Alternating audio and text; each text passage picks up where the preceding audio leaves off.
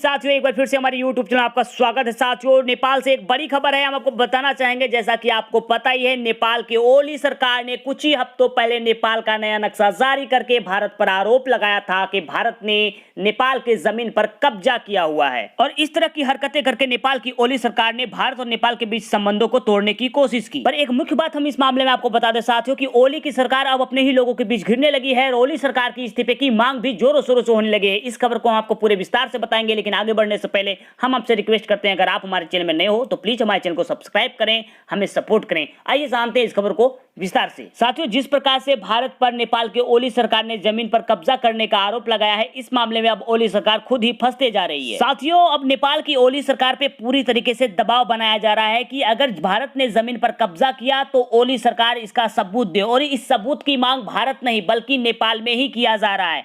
नेपाल में अब कहा जा रहा है कि भारत के खिलाफ आरोप साबित करो या तो ओली सरकार इस्तीफा दो। इस तरह की बातें हो रही है। साथियों, आगे हम आपको बताना चाहेंगे, नेपाल के प्रधानमंत्री केपी शर्मा ओली ने भारत के विरुद्ध टिप्पणी की थी और इस पर नेपाल के पूर्व प्रधानमंत्री पुष्प कमल दहल प्रचंड समेत सत्तारूढ़ नेपाल कम्युनिस्ट पार्टी के शीर्ष नेताओं ने मंगलवार यानी कि 30 जून 2020 को उनके इस्तीफे की मांग की कि भारत के खिलाफ आप सबूत पेश करें कि उन्होंने जमीन हड़पी है या फिर ओली सरकार इस्तीफा दे।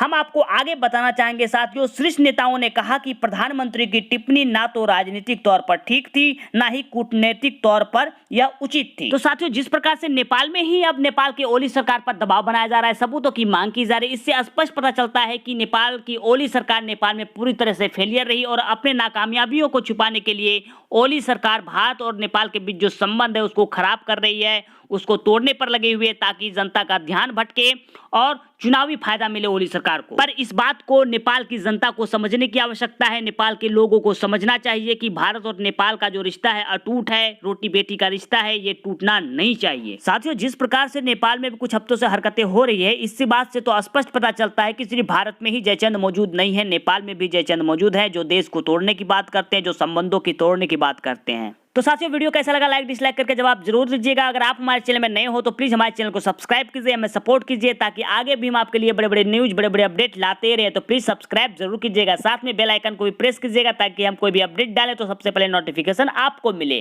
तो साथियों, अब दीजिए इजाजत, रखिएगा अपना ख्याल, धन्यवाद।